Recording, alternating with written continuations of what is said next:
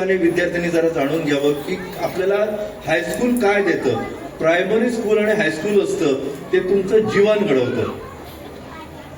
मला दुर्गा हायस्कूलने आयुष्यात जगायला शिकवलं.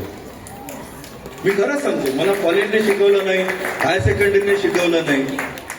मी 4 विषयामध्ये पोस्ट ग्रॅज्युएशन केलेलं. मी आता गोवा विद्यापीठामध्ये लेक्चरर म्हणून कामही करतो सकाळी. पण हायस्कूलने जे शिकवलं तेच पुढे जगण्यासाठी उपयोगी आलं. हायस्कूलने मला काय शिकवलं. मी 85 साली 8वी मध्ये दुर्गा हायस्कूलमध्ये प्रवेश घेतला होता. पहिल्यांदा मी भाऊदाजी लाडमध्ये 7वी पर्यंत शिकलो. नंतर 8वी मध्ये मी इकडे आलो. त्यावेळी बबन भिवंडी सर आम्हाला मराठी शिकवायचे. आणि मला मराठी त्यावेळी माझे वडील शिक्षक असल्याने भरपूर घरात पुस्तकं होती आणि मला वाचनाची आवड होती. ते मग या भाषेवर जर तू काम केलंस ना खूप पुढे जाशील.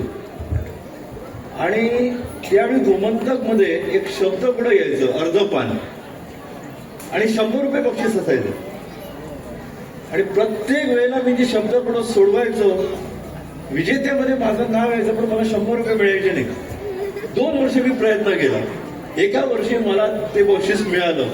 मला ते चेहरा माझ्या सरांचा आजही आठवतो, बबन मोंडी सरांचा. त्यांना इतका आनंद झाला की माझ्या विद्यार्थ्यांनी 100 रुपये जिंकले. 1987 सालची ती गोष्ट आहे, म्हणजे साधारणतः 36 वर्षापूर्वीची गोष्ट आहे. आणि त्यावेळी मी ठरवलं की या गोमंतक मध्ये मी कधीतरी काम करणार. त्यावेळी ठरवलं. नंतर मला ती संधी नाही मिळाली, खूप वर्ष जावी लागली. 2003 मध्ये मी गोमंतक मध्ये आलो. पण मराठी भाषेनं मला जगण्याचा आधार दिला. जगण्याचा आधार किती दिला मी आता आकडेवारी सांगत नाही. माझे वडील ना शिक्षक होते. ते या पत्रकारितेला भिकेचे डोहाळे म्हणायचे. सरळ ते सांगायचे तू काय कमवणार त्याच्यामध्ये, काय तुला मिळणार. म्हणून मी काय केलं की माझ्या बरोबर जी काम करणारी शिकलेली जी माणसं होती त्यांना 20 वर्षांनी मी माझ्या घरी बोलवलं आणि त्यांना विचारलं तुमचं मासिक उत्पन्न सांगा. आणि सगळ्यात जास्त उत्पन्न पत्रकार म्हणून माझं होतं. मी या गोव्यातला सगळ्यात जास्त वेतन घेणारा पत्रकार आहे. कारण माझी भाषा पक्की आहे, माझा अभ्यास पक्का आहे. मी अभिमानाने सांगतो की मी पैसे घेतो. मी सरकारला टॅक्स पण भरतो. त्याच्यात काही लपवण्यासारखं काय नाहीये. पगार घेतो तर घेतो मी. दुसरी गोष्ट मला काय शिकवली ते सांगतो. सरांना ते आठवत आहे की मला माहित नाही. 86 साली पर्यावरणावरचा एक कार्यक्रम दुर्गा हायस्कूलमध्ये झाला होता आणि तिथे काही स्पर्धा घेतल्या होत्या. पीसफुल सोसायटी नावाची एक संस्था होती. त्या संस्था आणि दुर्गा हायस्कूल अशी मिळून ती स्पर्धा झाली होती. पदयात्रा वगैरे काढली होती. आणि त्या स्पर्धेमध्ये मला पहिला क्रमांक मिळाला पर्यावरणावर. मी पर्यावरणावर पत्रकारिता करायला लागलो. आता हे अनेक लोकांना माहित नाही, पण मी आता सांगतो. युनायटेड नेशन्सचा संयुक्त राष्ट्रसंघाचा यंग नॅचरलिस्ट अवॉर्ड 5 वर्षापूर्वी मला मिळाला, जो भारतातच सोडा आशिया खंडात अनेकांना मिळालेला नाहीये. मी 6वा आहे आशिया खंडामध्ये तो मिळवण्यासाठी. आणि तो मिळवण्यासाठी मला वॉशिंग्टनला जायला मिळाला 8 दिवस. हे पत्रकारितेनं दिलं जे दुर्गा हायस्कूलने माझ्यावर संस्कार केले ते. 2 गोष्टी इथं सांगू इच्छिते. पहिली गोष्ट, एक छोटेसे किस्से आहेत, 2 किस्से आहेत. त्यातला पहिला किस्सा, गुरुकुल पद्धती ही आपल्या सर्वांना ठाऊक आहे. कारण आपली मुलं ही आज जी घडणार आहेत किंवा याच्या अगोदर जी पिढी घडलेली आहे आणि भविष्यात ज्या काही पिढ्या घडणार आहेत ह्या सर्व घडत आहेत ह्या फक्त शिक्षणामुळे. आणि जर याच्याकडे दुर्लक्ष झालं तर घडतात आणि बिघडतात. ह्या दोन्ही प्रक्रिया आहेत, ह्या एकाच तत्वातनं बाहेर जातात आणि ते म्हणजे शिक्षण आहे. आणि हे शिक्षण विद्यादानाचं काम जे आहे या कार्यात आपण आहोत. आपली भारतीय संस्कृती, शिक्षण संस्कृती ही गुरुकुल पद्धतीची शिक्षण संस्कृती आहे. आणि या गुरुकुल पद्धतीत कशा प्रकारचं शिक्षण होतं हे आपण सर्वांना माहीत आहे. साधारण 24व्या वर्षापर्यंत ही मुलं 12 वर्षाचा अवधी शिक्षण झाल्यानंतर गुरुच्या आश्रमात राहून शिकल्यानंतर ती बाहेर यायची. असंच एक गुरुकुल ज्या गुरुकुलातल्या शिक्षकांनी वेगवेगळ्या पद्धतीनं तेव्हाच्या जी इव्हॅल्युएशन पॅटर्न होते, परीक्षा पद्धती जी होती ही वेगळ्या प्रकारची होती. जीवनाला सामोरं जाण्याची परीक्षा पद्धती होती आणि आजची परीक्षा पद्धती याच्यात खूप तफावत आहे. तर त्यावेळी वेगवेगळ्या प्रकारे त्या मुलांचं मूल्यमापन झाल्यानंतर एक दिवस जेव्हा संपूर्ण संपतं आणि ही मुलं परत एकदा आपल्या गावी जातात, आपल्या महालात जातात, आपल्या घरी जातात, पूर्ण 12 वर्षाचा कालावधी संपवून, तर तेव्हा हा गुरु एका आडोशाला थांबतो आणि काही काटे त्या वाटेवर फेकतो. हे काटे पहिला विद्यार्थी येतो त्याचा, तो ओलांडून जातो. कोण हा काटे काढायला थांबणार, तो ओलांडून जातो, गुरु जवळच आहे. दुसरा विद्यार्थी येतो, कदाचित काळोख पडतोय म्हणून तो काढतो, जरा बाजूला ठेवतोय.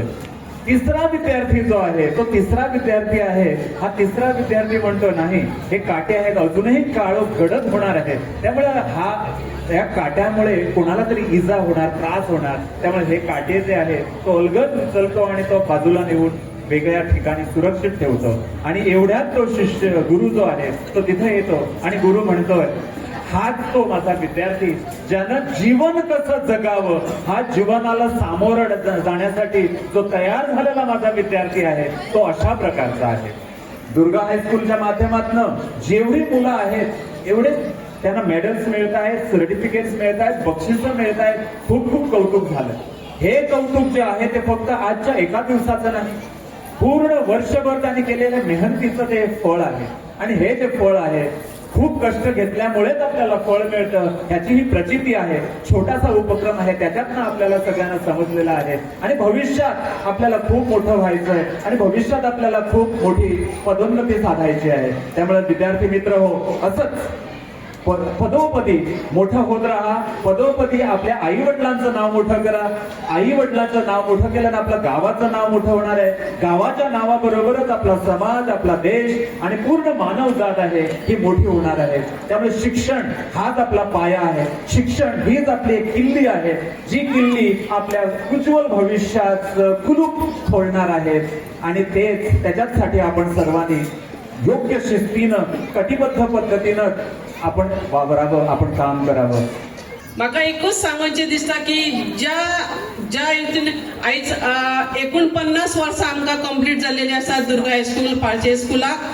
तर आयज जी इमारत ती बांदलेली आसात, जशें आमी आमचें घर आमी ल्हानाचे मोठे करून बांदतात, तशें त्या अर्थान घर जे बांदलेलें आसा त्या घराक हातभार जर लावपाक जाय जाल्यार आमच्या पारसे गांवांतल्या सगळ्या पेरंट्सांनी हातभार लाव घालून आमी हेच्या पेक्षाय शाळेची आमच्या भरभराट करपाक जायी.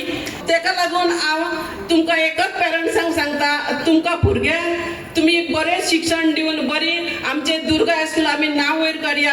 आणि सावंत सरां कडेन एकच रिक्वेस्ट आसा, जे आमचे माजी विद्यार्थी आसा तांकां खंय तरी कॉन्टॅक्ट घेवन आमी एक बैठक घेवन आमी पार्शे दुर्गा हायस्कुलाचे आमचे नांव लौकीक करून आमी फुडले 50व्या वर्साक आमी भरभराट दिवन आमी भुरगीं वाडोवया. मी माझ्या गावातल्या सर्व पालकांना, माझी विद्यार्थ्यांना एवढंच आवाहन करीन की आपण या सर्व मुलांना, जे विद्यार्थी इथं आपली कला दाखवतील, जे विद्यार्थ्याच्या अंगात जी कला आहे त्या कलेगुणेला आपण नक्कीच वाव द्याल आणि आपलं मुलांचं भविष्य तुम्ही बरं घडवाल अशी अपेक्षा करतो. आणि परत एकदा ज्या विद्यार्थ्यांनी इथं बक्षिसं मिळवली त्यांचं मनापासून अभिनंदन करतो.